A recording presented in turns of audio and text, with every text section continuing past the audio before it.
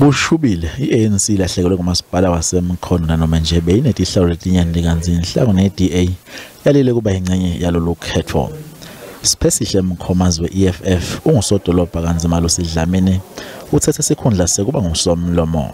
Umthokozisi Simelane lobekade imele ungusodolobha.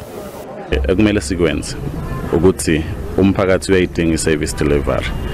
Uyayidinga ingqalasizinda. Sinenkinga ka-Eskom ekumele sithole indlela yokuyilungisa ngokusheshsha.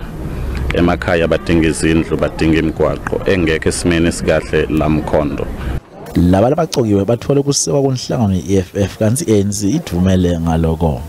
Asijabulanga neze because siku majority. Yes, we will remain in majority of the 38, we will remain 21. Emakhansela lasithupha ashiye phansi ngalesihlanu njengoba bekasula indlela yeANC yenda ngayo lohlulwayo lwemagama alabo lekumele bangene etikhundleni.